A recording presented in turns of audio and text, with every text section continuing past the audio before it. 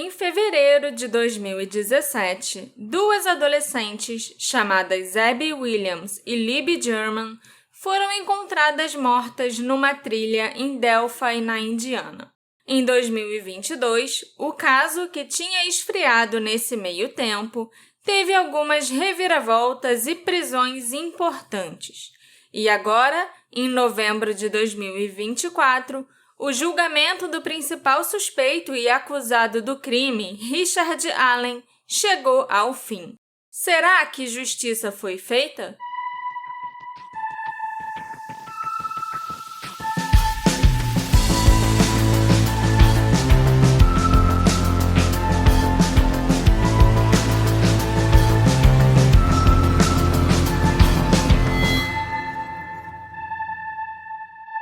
Olá, ouvintes queridos! Sejam bem-vindos ao novo episódio do Detetive do Sofá.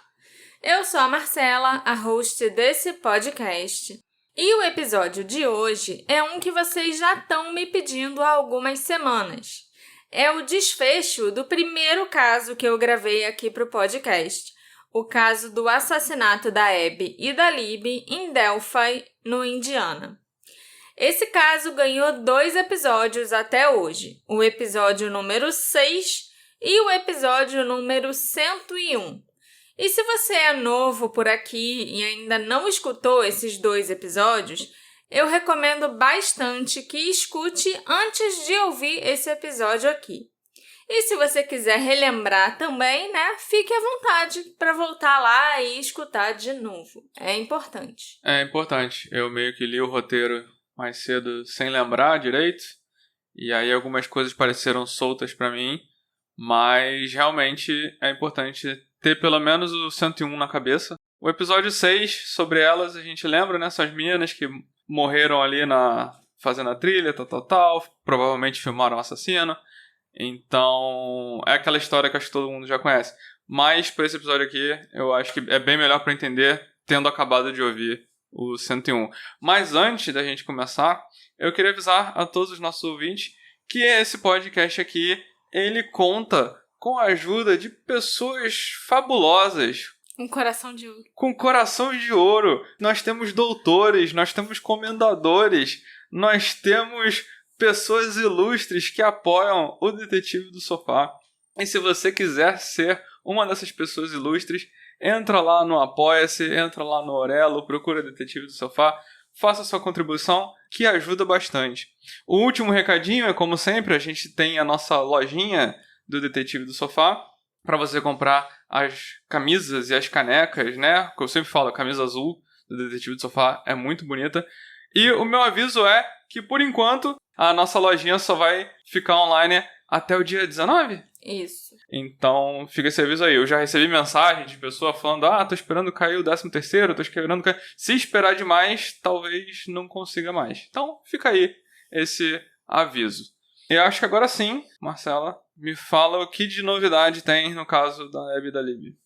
Eu terminei o episódio 101, que foi o plantão dos assassinatos de Delphi, fazendo as seguintes perguntas.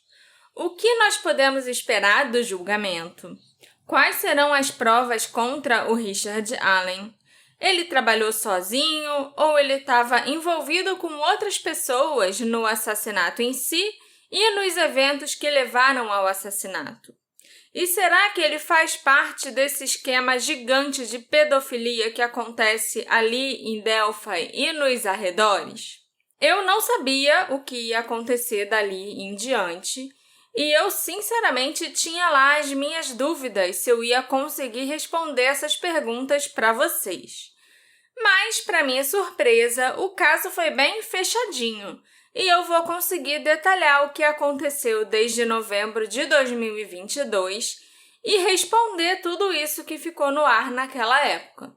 Para começar, eu quero contar para vocês o que aconteceu com o Keegan Kline, o pedófilo que estava usando uma conta falsa de Instagram e Snapchat com o nome de Anthony Shots para se comunicar com a Libby.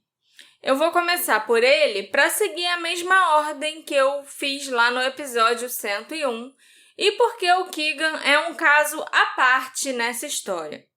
Eu até cheguei a especular que o acusado, o Richard Allen, poderia conhecer o Keegan, ter tido acesso a essa conta falsa também, ou que o Keegan poderia estar cooperando com a promotoria e tal para dar informações sobre o assassinato da Abby e da Libby em troca de uma redução de pena ou algo assim. Mas não, o Keegan realmente não tem nada a ver com o assassinato, entendeu? Com o Richard Allen.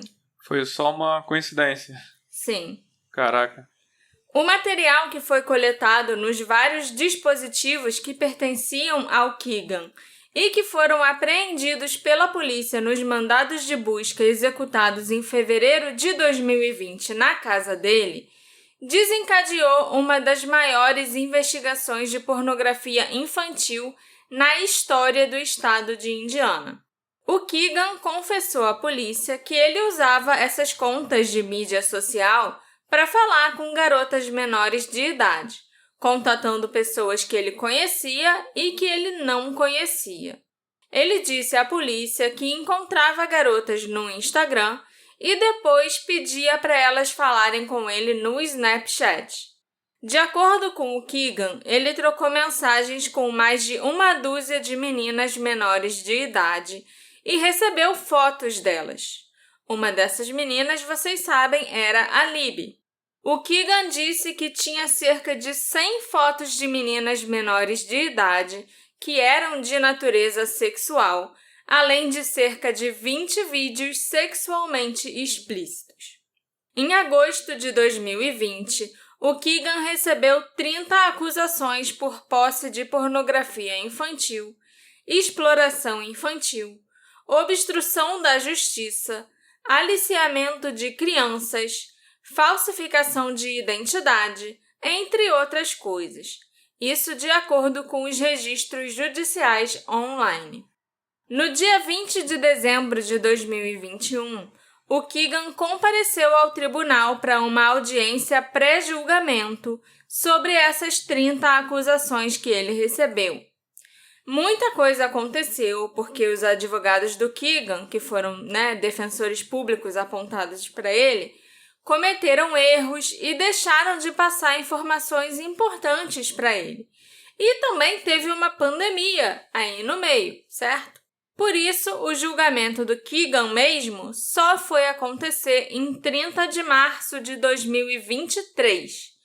E ele se declarou culpado de 25 das 30 acusações.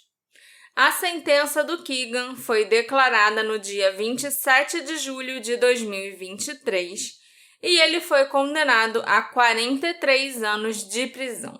É muita coisa para um caso desse tipo, porque normalmente as sentenças para esses crimes são de no máximo uns 10 anos de prisão. Então a gente já vê por aí que não teve acordo nenhum entre ele e a promotoria e ele provavelmente não sabia nada sobre os assassinatos mesmo. Depois que a sentença dele foi decretada, o Keegan deu uma entrevista para o podcast Murder Sheet, onde ele afirmou que estava com o pai dele no dia dos assassinatos de Delphi e que ele não tem nada a ver com a morte da Abby e da Libby. O Keegan também afirmou que sente remorso pelo que fez. Ele também disse que ele não é culpado de tudo pelo que ele se declarou culpado no julgamento, mas que ele aparentemente não teve escolha. Das 25 acusações que ele se declarou culpado, o Keegan disse que ele de fato cometeu umas 7 delas. Mas o que me parece é que o Keegan estava querendo ganhar atenção, sabe? Tava querendo os holofotes. Por isso que ele resolveu dar entrevista para o podcast. Uhum. Ele, inclusive, cobrou para dar essa entrevista. Primeiro ele queria dinheiro. Quando o podcast falou que não ia pagar para ele, ele pediu coisas materiais que sejam úteis na prisão, né? Tipo, miojo, que ele pode trocar dar para outros presos. Material de higiene, sabe? Várias coisas assim que valeriam para ele enquanto ele estiver preso. Ele vai ficar preso por um bom tempo, aparentemente. O que aconteceu com a Abby e a Libby foi algo horrível e sem sentido. Mas, pelo menos, o telefone da Libby ajudou a expor o Keegan Kline como o pedófilo que ele é. Eu espero que no futuro mais monstros como ele sejam expostos, porque essa rede de pedofilia em Indiana é muito grande. E eu também espero que o Keegan não seja o único bode expiatório nessa história e que as investigações continuem acontecendo para descobrir outros criminosos como ele. E agora sim, vamos ao momento que vocês estavam esperando. Vamos falar sobre o Richard Allen, o acusado pelos assassinatos da Abby e da Libby. O Richard Allen cresceu em México, no Indiana. É engraçado que, várias cidades ou condados de Indiana têm nomes de países e de cidades famosas, sabe?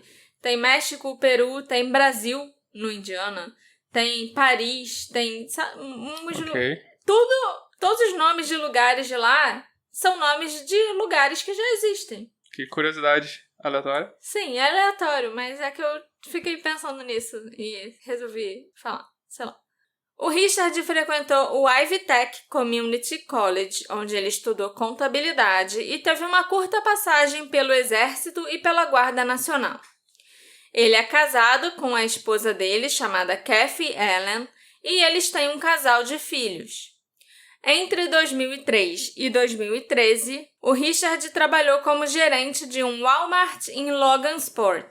Mais tarde, ele trabalhou em 2 lojas da rede de farmácias CVS, uma no condado de Peru e outra em Delphi. Em 2018, Richard recebeu uma licença para trabalhar como técnico de farmácia.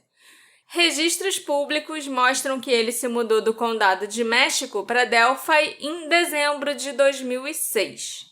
Durante 5 anos, depois que a Abby e a Libby foram assassinadas, o nome do Richard Allen passou despercebido e ficou largado numa caixa junto com milhares de outras pistas até ser redescoberto por acaso. O que aconteceu foi o seguinte. Dias depois que os corpos da Abby e da Libby foram encontrados, o Richard procurou os investigadores do caso para contar que ele estava na trilha da Monon High Bridge em 13 de fevereiro de 2017.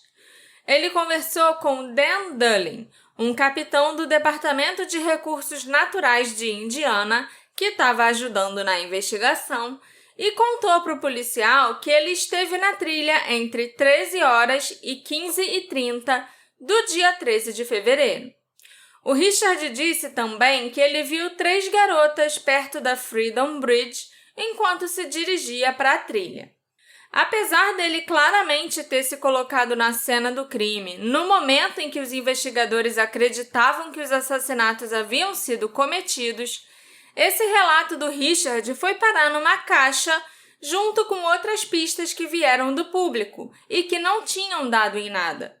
E essa caixa foi arquivada. Então, pelos 5 anos seguintes, o Richard não esteve nem no radar dos investigadores. Em agosto de 2022, Catherine Shank, uma funcionária aposentada do governo, começou a trabalhar como voluntária no gabinete do promotor público do condado de Carroll. A Catherine começou como recepcionista e depois ela foi recebendo mais responsabilidade, incluindo aí processar pistas e registrá-las num banco de dados digital. No dia 21 de setembro de 2022, a Catherine encontrou essa caixa de pistas antigas, que já tinham sido arquivadas, numa gaveta. Ela abriu a caixa e começou a examinar os arquivos para registrar tudo direitinho no banco de dados digital. Então, ela se deparou com um relato do Richard. Enquanto a Catherine lia o que o Richard contou 5 anos antes, ela foi ficando com a pulga atrás da orelha. Ela já havia lido anteriormente que alguém, uma garota, tinha visto um homem na trilha em 13 de fevereiro, mais ou menos na mesma hora em que o Richard, com base em seu próprio relato, estava na trilha. E mais ainda, aquele horário em que o Richard se colocava na Monon High Bridge correspondia ao horário em que a Abby e a Libby desapareceram. Acreditando que o Richard poderia ter alguma relação com o crime e sem nunca ter lido o nome dele em lugar nenhum antes, a Catherine levou aquele arquivo para o Tony Liggett, que era o vice-xerife do condado na época e é o xerife atualmente. O Tony, então, alertou o Steve Mullin, que era o chefe do departamento de polícia de Delphi quando as meninas foram assassinadas e que mais tarde se tornou um investigador no gabinete da promotoria. A investigação, então, se concentrou no Richard Allen. Em outubro de 2022, o Richard foi interrogado e ele afirmou para os investigadores que ele realmente esteve na ponte no dia 13 de fevereiro, que ele estava usando jeans e uma jaqueta preta ou azul naquele dia e que ele foi até a ponte para observar peixes. E eu não sei como você vai observar peixe daquela altura, porque a ponte em questão tem 20 metros de altura. A não ser que tenha um peixe gigante lá dentro, é muito difícil observar peixe de tão longe, né? Dessa vez, o Richard ainda disse que ele esteve na trilha entre as 13 horas e 14h30, ao invés de 15h30 que ele disse em 2017. O Richard aparentemente escapou da polícia passando despercebido por eles. Ele continuou morando na pequena cidade de Delphi e trabalhando em uma farmácia CVS local. O xerife do condado, o Tony Liggett, disse que o Richard se perdeu nas rachaduras. Se não fosse pela voluntária, a Catherine, que estava fazendo um bom trabalho e prestando atenção nos detalhes, o Richard estaria livre até hoje. Em 26 de outubro de 2022, o Richard Allen foi detido e no dia 28 ele compareceu ao tribunal. Numa coletiva de imprensa em 31 de outubro de 2022, a Polícia Estadual de Indiana anunciou que o Richard havia recebido 2 acusações de assassinato pelo caso da Abby e da Libby, e ele se declarou inocente. Vocês devem lembrar do episódio 101 que o juiz que estava encarregado do caso do Richard, ele surtou e se afastou do caso.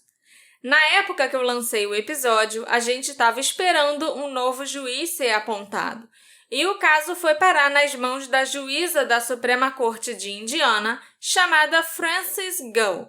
O julgamento, originalmente agendado para começar em 20 de março de 2023, foi adiado para permitir que a equipe de defesa revisasse os materiais de descoberta.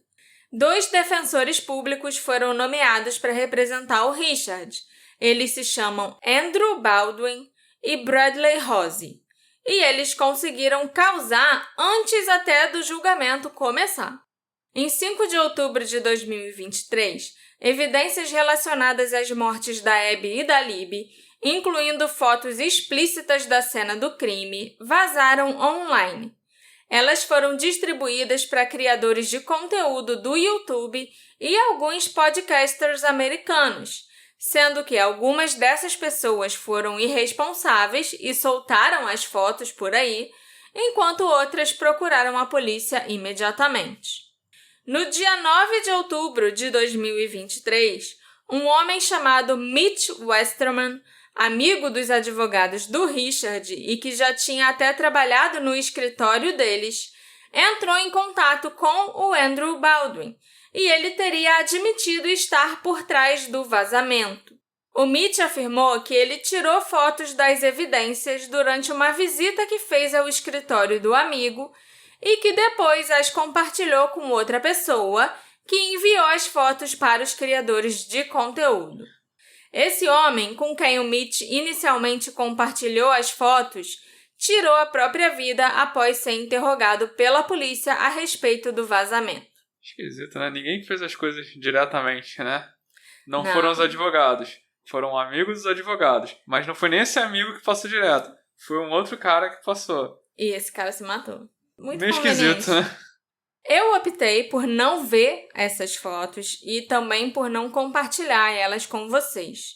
Eu vou usar como base, nesse episódio, o depoimento do legista que foi dado no julgamento. E nós vamos falar, sim, sobre a cena do crime mais pra frente. Eu não preciso nem dizer que a juíza responsável pelo caso, a Frances Gull, ficou irada com esse vazamento.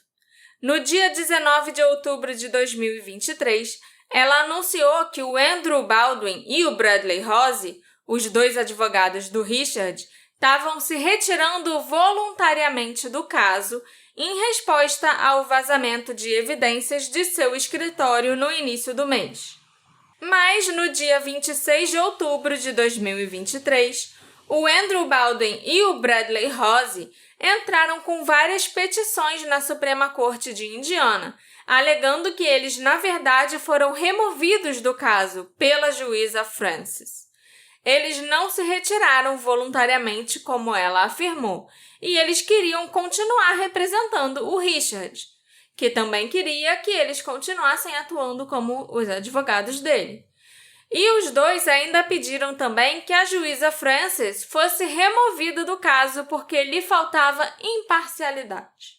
Em 18 de janeiro de 2024, a Suprema Corte de Indiana reintegrou os dois advogados de defesa originais do Richard Allen, mas é claro que eles não aceitaram remover a juíza Frances do processo. Já o Mitch Westerman, o responsável pelos vazamentos, ele foi preso e recebeu uma acusação de conversão, que é quando um indivíduo tem permissão ou acesso ao bem de outra pessoa para uma finalidade, mas usa para outra finalidade ou então não devolve aquele bem ao dono. Nesse caso, o Mitch teve acesso aos documentos e fotos porque ele esteve no escritório e tinha a confiança dos advogados que não se importavam que ele visse o que estava ali no local. Mas ele teria se aproveitado dessa confiança, tirado as fotos e as espalhado por aí. O que eu acho curioso nessa história é que antes das imagens vazarem, a defesa já estava anunciando por aí que a teoria alternativa deles para os assassinatos da Abby e da Libby seria que as duas meninas morreram como um sacrifício num assassinato ritualístico. Nesse cenário, o Richard, o cliente deles, não estaria envolvido no crime. Quando o Andrew e o Bradley começaram a falar até para a mídia sobre o ocultismo e o ritual satânico e tal, a promotoria logo declarou também que essa teoria do assassinato do culto era infundada e sem absolutamente nenhuma prova. O promotor do caso, o Nick McLelland, ainda acrescentou que a teoria era uma defesa fantasiosa para as mídias sociais devorarem e que ela não era apoiada por evidências. Eu disse para vocês que as fotos da cena do crime vazaram no dia 5 de outubro de 2023. E essa discussão sobre o ritual ocultista aconteceu em setembro de 2023. Pouco depois da promotoria rejeitar essa teoria da defesa, as fotos surgiram na internet. E não eram todas as fotos do processo que vazaram. Eram as fotos mais grotescas, as que tinham mais sangue e mais elementos estranhos, como folhas e galhos espalhados na cena do crime. Quase como se quem vazou as fotos quisesse apoiar a teoria que os assassinatos poderiam ter sim sido um ritual na floresta. Só quase. E isso foi muito discutido na época do vazamento das fotos nos fóruns online, sabe? Todo mundo achava que, nossa, realmente parece coisa de ritual. Mas é aquilo, não eram todas as fotos que vazaram. E, pra mim, pelo menos, não tem nada a ver com ritual, sabe? Eram umas manchas de sangue numa árvore, uns galhos colocados em cima dos corpos de um jeito estranho, porque não era pra claramente eram poucos galhos que não iam dar pra cobrir, disfarçar que tinha um corpo ali. Então, realmente, você se pergunta por que daqueles galhos? Embora o Richard não tenha nenhuma conexão conhecida com nenhum culto pagão, os seus advogados tomaram a medida extraordinária de nomear quase uma dúzia de indivíduos que eles diziam estar envolvidos num culto neonazista como possíveis suspeitos dos assassinatos de Delphi, ao mesmo tempo em que eles insistiram que o Richard não teve nada a ver com os assassinatos. Mas a juíza Frances Gull proibiu os advogados de defesa de levantarem a teoria do culto ou os nomes dessas pessoas no tribunal durante o julgamento do Richard. Ela emitiu a decisão afirmando que o ônus está na defesa para mostrar um nexo entre os outros suspeitos, o culto e os assassinatos. Mas os advogados falharam em produzir evidências admissíveis que demonstrassem um nexo. O julgamento do Richard Allen teve início em 18 de outubro de 2024. Ele aconteceu no condado de Carroll, que fica em Delphi mesmo. Mas os 14 jurados, 12 jurados, mais 2 suplentes, não foram escolhidos no próprio condado, onde seria impossível encontrar alguém imparcial nesse caso. Os jurados foram selecionados entre os moradores do condado de Allen, que fica a mais de 160 quilômetros de distância. Eles foram levados para o condado de Carroll no início do julgamento e ficaram lá reclusos, sem contato com o mundo exterior, até o fim do processo. O Richard foi preso depois que a polícia comparou um cartucho não usado, encontrado entre os corpos das meninas, a uma pistola recuperada em sua casa durante a busca policial. No início do julgamento, a promotoria mostrou várias fotos tiradas durante as buscas na casa do Richard. Eram fotos da casa, do carro dele, um Ford Focus 2016 e de várias facas. Uma imagem específica mostrava a cozinha do Richard, onde havia uma cesta onde eram colocados os pertences do dia a dia, como chaves, carteira, etc. E dentro da cesta, ou ao lado dela, também havia um estilete. O tenente Jerry Holliman testemunhou que, enquanto a busca estava em andamento, o Richard foi informado que ele poderia registrar uma queixa se a casa sofresse danos durante as buscas. E o Richard teria respondido a ele: "Não importa, acabou." Os advogados de defesa responderam afirmando que o Richard tem uma licença de pesca e sugeriram que pescadores costumam usar facas ou estiletes para cortar as suas linhas de pesca.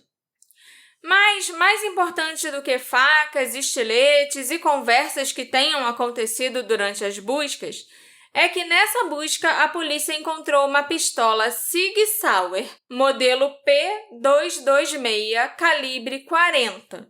Segundo os investigadores e especialistas, essa arma está ligada a uma munição intacta encontrada na cena do crime. Uma bala não gasta, não disparada, de calibre 40, estava a menos de 1 metro do corpo de uma das meninas e ainda entre os corpos da Abby e da Libby. A ex-examinadora de armas de fogo da Polícia Estadual de Indiana, chamada Melissa Oberg, testemunhou no julgamento que a bala calibre 40 encontrada entre os corpos das vítimas correspondia a uma pistola apreendida na casa do Richard. Ela explicou ainda que combinou o cartucho com a pistola por meio da qualidade e quantidade de marcas no cartucho. A defesa tentou lançar dúvidas sobre as evidências da bala, questionando por que mais imagens do cartucho não foram tiradas e sugerindo que a bala poderia ter vindo da arma de um policial. Mas eles não tinham especialistas nem evidências que eles tenham levado para o julgamento para contradizer o depoimento da Melissa, entendeu?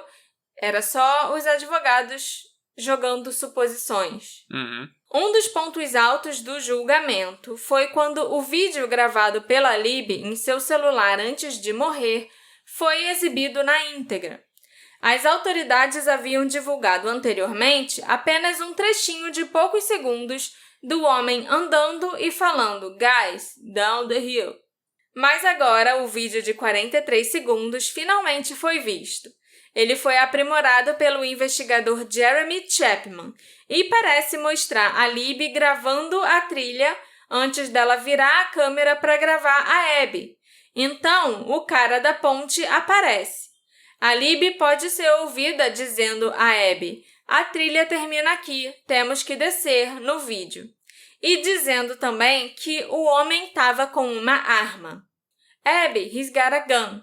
Depois disso, o homem chega mais perto e é quando ele manda as meninas descerem a colina. Só para constar, a juíza proibiu que a mídia e câmeras entrassem no julgamento, né? Que registrassem o julgamento.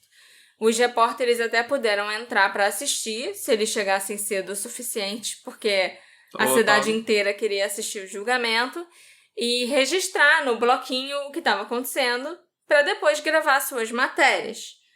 Então, assim, o que a gente sabe são os relatos das pessoas que estiveram no julgamento e assistiram ao vídeo. Uhum. Porque todas as evidências e tudo que aconteceu no julgamento ainda está sob sigilo a mando da juíza, entendeu? Uhum. Talvez um dia ela Libere. tire o sigilo e libere para as pessoas saberem o que aconteceu e lerem sobre o julgamento, até assistirem o vídeo e tal. Não é possível ver exatamente o rosto do homem no vídeo, mas pelo que as pessoas que estiveram no julgamento disseram, é inquestionável que o homem da ponte era sim o Richard Allen. O vídeo da Libby também deixa claro que o Richard estava armado com uma pistola quando ele encontrou as amigas adolescentes Abby e Libby perto da trilha e que ele usou poder e medo para coagi-las. A promotoria também tentou comparar o Richard com a gravação de vídeo e áudio do Homem da Ponte. Um policial chamado Brian Harshman, que disse ter ouvido mais de 700 ligações telefônicas do Richard na prisão, testemunhou para a promotoria afirmando que, em sua opinião, a voz do Homem da Ponte é a voz do Richard Allen. A defesa alegou que o Richard não foi claramente identificado por testemunhas como o homem da trilha de caminhada ou o homem da ponte quando as adolescentes desapareceram. O Andrew Baldwin também destacou que o Richard ainda viveu em Delphi por mais de 5 anos depois que elas foram mortas. Ele teve todas as chances de desaparecer e ir embora dali, mas não o fez porque não é culpado, disse o Andrew. Uma testemunha, chamada Sarah Carball, deu seu depoimento afirmando que, ao retornar da trilha da Monon High Bridge em 13 de fevereiro de 2017, ela viu um homem que parecia enlameado, ensanguentado e hostil, que ela identificou como o homem na ponte mostrado no vídeo. Outra testemunha e uma denúncia mencionaram que um carro estava estacionado estranhamente e parecia estar posicionado de uma forma como se o dono quisesse esconder a sua placa. Os investigadores pesquisaram os veículos registrados sob o nome do Richard Allen e descobriram que ele possuía um Ford 500 2006 e um Ford Focus preto 2016. Esse Focus preto correspondia à descrição do carro dada pela testemunha. Além disso, imagens de câmeras de segurança da loja de ferragens Hoosier mostravam um Ford Focus preto passando pela loja em direção à trilha pouco antes das 13h30 do dia dos assassinatos. O investigador Steve Mullin testemunhou que ele acredita que aquele era o carro do Richard. Durante o julgamento, os promotores declararam que ambas as meninas tiveram suas gargantas cortadas. A Abby foi encontrada totalmente vestida, enquanto a Libby foi encontrada nua. Roland Corr, o patologista que realizou as autópsias das duas vítimas, testemunhou que ambas tinham ferimentos no pescoço que pareciam ser de uma borda serrilhada, embora ele não tenha conseguido determinar exatamente quais ou quantos instrumentos foram usados para fazer os cortes. A Abby tinha um ferimento de 18 centímetros de comprimento na lateral do pescoço. Já a Libby tinha 4 ou 5 ferimentos no pescoço e os 3 principais vasos sanguíneos do pescoço dela foram cortados. A Libby teria sangrado até a morte devido aos ferimentos em menos de 10 minutos. A Abby já teria morrido mais rápido do que a Libby. Nenhum dos corpos das vítimas apresentava sinais de agressão sexual ou ferimentos defensivos. Enquanto o corpo da Abby foi encontrado completamente vestido, mas usando as roupas da Libby, a própria Libby foi encontrada nua. A camiseta, o jeans e a jaqueta da Abby foram encontrados num rio próximo. A Libby foi encontrada na base de uma árvore, com 4 galhos de árvores de tamanhos variados colocados intencionalmente num padrão muito específico e organizado em seu corpo nu.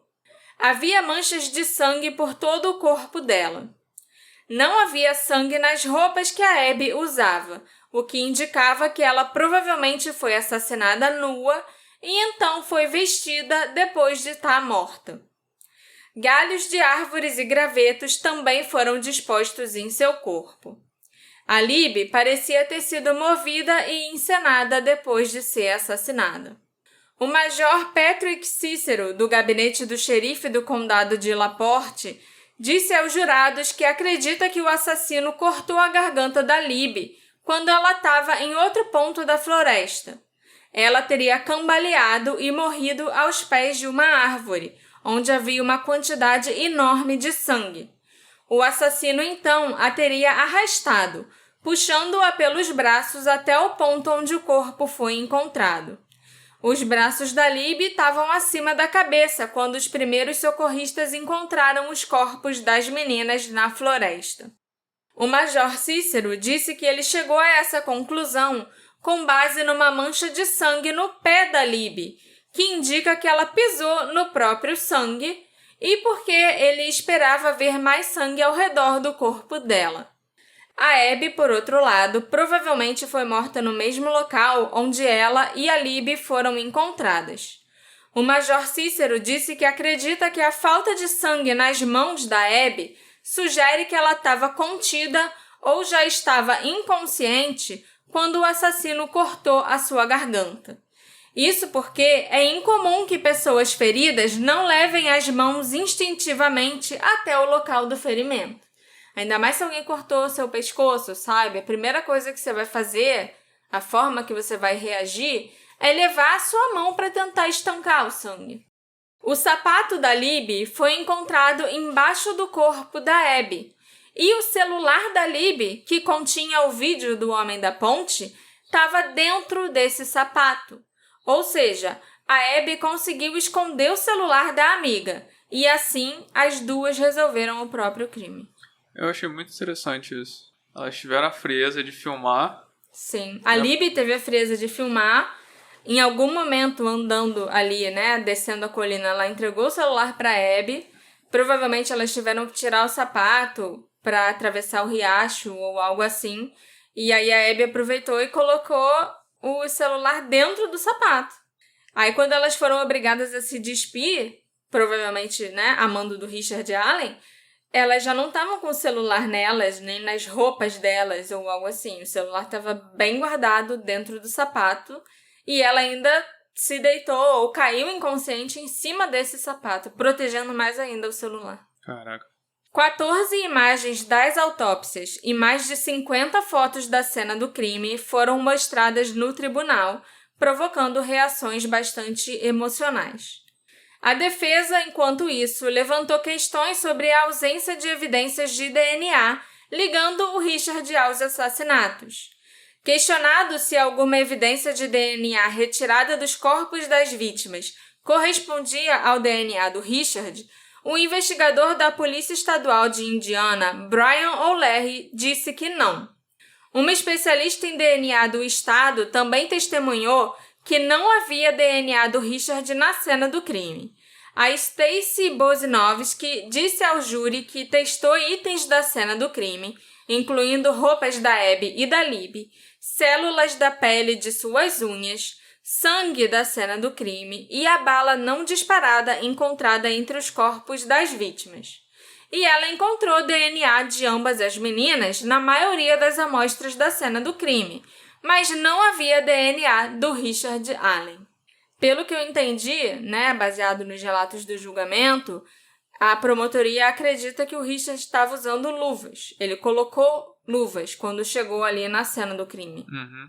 Então, por isso que não teria sido tão fácil encontrar o DNA dele. Ele estava com um casaco de manga comprida, estava de calça comprida e botou luvas ainda. Havia DNA de um homem desconhecido que foi encontrado na cena do crime, mas a Stacy testemunhou que isso não era incomum e poderia ter vindo da casa de uma das meninas ou de outro ambiente frequentado por elas. A Stacy também testou itens levados da casa e do veículo do Richard, incluindo a jaqueta azul da Carhartt, o carpete do carro dele e algumas facas. Mas nenhum DNA da Abby ou da Libby foi encontrado em nenhum dos itens tirados da casa do Richard.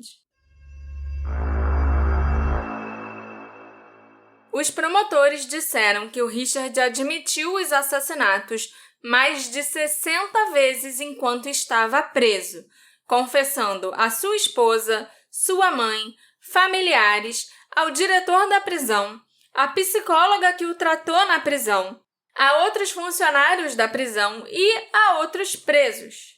As confissões foram feitas pessoalmente, por telefone e por escrito, e gravações de áudio de algumas dessas confissões foram tocadas para o júri. Lembrando que eu acho que você só tem direito à privacidade das suas conversas com o seu advogado. Então, Sim, sair por aí falando no telefone da prisão com a sua esposa e confessando não deve ser uma boa ideia. Não, e ainda falar pro diretor da prisão, pros guardas que estão ali com você, sabe? Uhum. Deu muito mole. Não, mas por ligação ainda estava gravado, entendeu? Exatamente. É diferente dele falar para uma pessoa e essa pessoa ter que vir no julgamento e e ele repetir. ainda confessou por carta também. Em uma ligação para a esposa Kathy, em 3 de abril de 2003, o Richard foi ouvido dizendo: "Querida, eu fiz isso. Eu matei Abby e Libby." A esposa diz a ele para não falar uma coisa dessas, mas ele continua a repetir a alegação. Então, em uma ligação de 10 de maio de 2023, o Richard disse à esposa: "Preciso que você saiba que eu fiz isso. Acho que perdi a cabeça."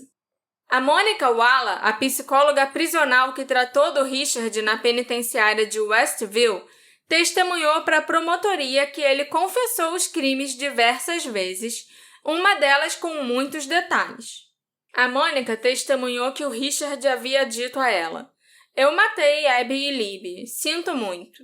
Ele disse que originalmente planejou agredir sexualmente as vítimas, mas fugiu quando viu uma van por perto e cortou a garganta das meninas e cobriu seus corpos com gravetos. A Monica o diagnosticou após a sessão de 3 de maio com um breve transtorno psicótico, com discurso e comportamentos desorganizados, mas sem delírios ou comportamento catatônico. Além disso, a Monica testemunhou que às vezes ela achava que o Richard estava fingindo alguns dos comportamentos de saúde mental que ele apresentava na prisão, descrevendo seus comportamentos como, às vezes, desafiadores em vez de psicóticos. Alguns dos seus sintomas pareciam aumentar e ele começou a confessar depois que recebeu informações sobre as evidências que a promotoria apresentaria contra ele no julgamento.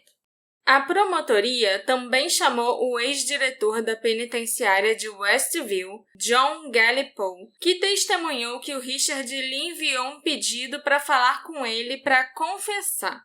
O John testemunhou que o Richard disse que matou as meninas com um estilete e depois jogou esse estilete numa caçamba de lixo na farmácia CVS, onde ele trabalhava.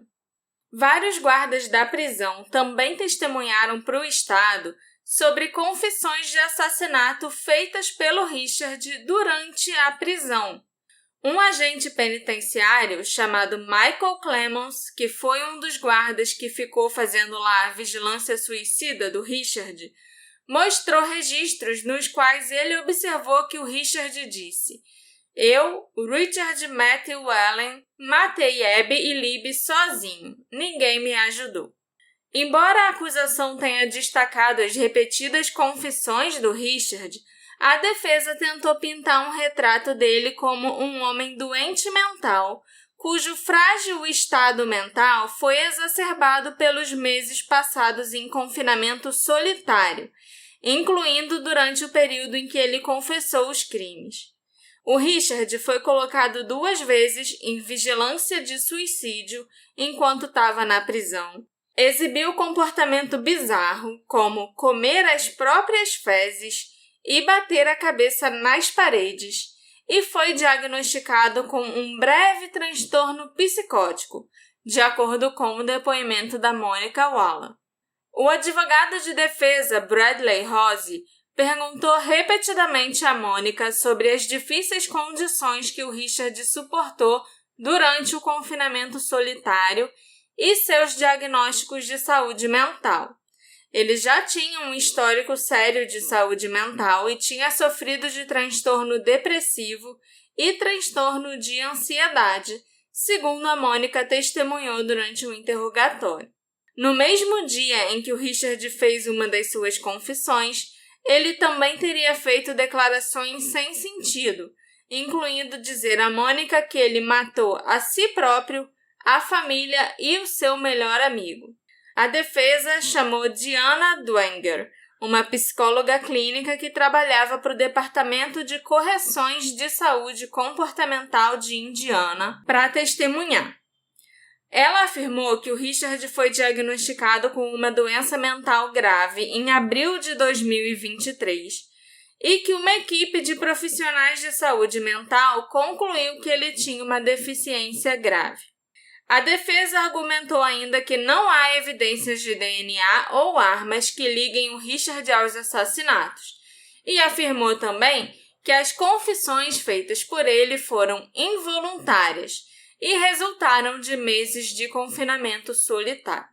Inclusive, um psiquiatra testemunhou sobre como pessoas mantidas em confinamento solitário podem ficar confusas e delirantes, e um cientista forense testemunhou e criticou a forma como os investigadores estaduais conduziram o exame da bala não gasta encontrada perto dos corpos das meninas. O Richard Allen optou por não testemunhar em sua própria defesa. No dia 7 de novembro de 2024, depois de 17 dias de depoimentos, a acusação e a defesa apresentaram seus argumentos finais. O promotor, Nick McLelland, aproveitou o momento para explicar ao júri as evidências e depoimentos apresentados durante o julgamento. Ele mostrou aos jurados fotos gráficas dos corpos das meninas, exibiu novamente o vídeo do celular da Libby e a gravação do Richard confessando o crime à esposa durante um telefonema. O advogado Bradley Rose apresentou os argumentos finais da defesa e disse que um cronograma quebrado, confissões falsas e a falta de evidência de DNA ou armas deveriam levar à absolvição do seu cliente. O júri de 12 pessoas começou a deliberar na tarde do dia 7 de novembro. A juíza Frances Gull instruiu os jurados a deliberarem das 9 às 16 horas, de segunda a sábado, até que eles chegassem a um veredito. O júri passou um total de 19 horas deliberando, antes de chegar a um veredito no dia 11 de novembro. O Richard Allen foi considerado culpado de todas as acusações que ele enfrentava, incluindo aí as 2 acusações de homicídio doloso. O Richard não expressou nenhum tipo de emoção enquanto o veredito de culpado era lido. Seus advogados o confortaram antes dele ser algemado e levado para longe do tribunal. A juíza estabeleceu que a ordem de silêncio sobre esse caso, que restringe as partes envolvidas de falarem sobre o caso, continue em vigor até que a sentença do Richard seja estabelecida, numa audiência que acontecerá em 20 de dezembro de 2024. E ele pode ser condenado a até 130 anos de prisão. Chorando ao sair do tribunal, a avó da Libby, a Becky Petty, abraçou os outros membros da família. A grande maioria da multidão do lado de fora comemorou depois que o veredito de culpa foi anunciado. Já a esposa do Richard, a Kathy Allen, disse a uma emissora de TV que isso não acabou de jeito nenhum ao sair do tribunal. Eu me lembro que quando o Richard foi preso, houve muita conversa sobre a possibilidade dele ter cúmplices e de outros criminosos estarem envolvidos nos assassinatos. O promotor até deu uma declaração falando sobre essa possibilidade em novembro de 2022. Eu acho que agora que o julgamento acabou e que nós finalmente descobrimos o que levou os investigadores ao Richard e as evidências que existem contra ele, ficou claro que naquela época os investigadores ainda não tinham como descartar completamente o envolvimento de terceiros. Naquele momento, eles estavam mantendo as opções em aberto e pensaram que havia uma possibilidade de alguém ter ajudado o Richard antes, durante ou depois do fato. Eu também fiquei feliz enquanto eu escutava os 2 episódios anteriores sobre o caso, porque eu vi que várias coisas que eu tinha descoberto na época, a partir de fontes locais, estavam corretas. A cena do crime que me foi descrita estava completamente certa, e o fato do Richard ter se apresentado logo de cara à polícia para dizer que ele esteve na trilha também. Foram coisas que eu mencionei no primeiro e no segundo episódio do caso. Episódio 6 e episódio 101. E é sempre bom quando a gente confirma que as nossas informações estavam certas. Agora, a gente já sabe que o Richard Allen foi um lobo solitário. Eu acredito que ele foi para a trilha naquele dia com mais intenções. Ele estava bem preparado, carregando uma arma de fogo e um estilete, e usava roupas que o disfarçavam até certo ponto. O Richard não foi na trilha aquele dia para dar um passeio tranquilo e encontrou uma oportunidade perfeita para matar 2 meninas. Eu estou fortemente inclinada a acreditar que o Richard já havia pensado sobre onde e como ele cometeria o seu primeiro crime antes daquele dia. Ele provavelmente examinou aquela área em várias ocasiões. É difícil para mim acreditar que ele simplesmente surtou naquele dia e decidiu aleatoriamente cometer um crime violento num local público, ainda por cima com 2 vítimas. E 2 vítimas são muito mais difíceis de dominar do que uma pessoa sozinha. Tudo parecia muito calculado. Ele estava apenas esperando pela vítima ideal, ou talvez ele não tivesse coragem de fazer isso até então. Talvez algo tenha desencadeado naquele dia, mas independentemente disso, a ideia do assassinato já estava na mente do Richard antes. Ele tinha uma fantasia e era uma questão de tempo antes que ele agisse. É uma pena que ele tenha agido contra 2 meninas inocentes como a Abby e a Libby. Esse episódio foi feito graças à colaboração da nossa querida apoiadora Camila Horst. Camila tá ganhando esse agradecimento especial porque ela virou doutora nessa semana que a gente está gravando esse episódio, olha só. Mas parabéns, Camila, pela conquista do seu doutorado. Yeah! Isso aí, é por isso que eu falei. Para vocês verem como eu conheço bem os nossos apoiadores, eu presto atenção na vida deles direitinho. Quando acontece alguma coisa especial, a gente até faz aqui um agradecimento novo. E como eu falei, nós temos doutores, juízes e desembargadores, só gente nobre apoiando o Detetive do Sofá. E se você quiser se tornar parte desse grupo exclusivo, é só virar um apoiador. No Apoia-se ou no Orelo, certo? Certo. E não se esqueçam que a nossa lojinha fica no ar até o dia 19 de dezembro, hein, gente? Então, se você quiser, tiver de olho em alguma coisa lá, uma caneca com uma estampa bonitinha, uma camiseta, anda logo, porque senão você vai acabar perdendo a oportunidade. Isso aí. Eu não sei como encerrar esse episódio, porque eu não tenho mais perguntas para fazer em relação ao caso da Abby e da Libby. Esse é um mistério que finalmente foi solucionado, muitos anos depois. Então, é isso aí. Eu só posso perguntar o que vocês acharam da resolução desse julgamento. Vocês acham que as evidências realmente apontavam para a culpa do Richard Allen? E vocês gostaram desse episódio de atualização do caso da Abby e da Libby? Que foi o nosso primeiro episódio que a gente gravou. É o episódio 6, mas foi o primeiro que a gente gravou. Sim. Eu Fico com tanta vergonha de ouvir aquele episódio. Eu não vi, não. Eu vi só o 101. Eu ouvi. Me encontra lá nas nossas redes sociais, @detetive do sofá, e me conta o que você achou da resolução desse caso. A gente se encontra na próxima investigação. Tchau, tchau. Tchau, tchau.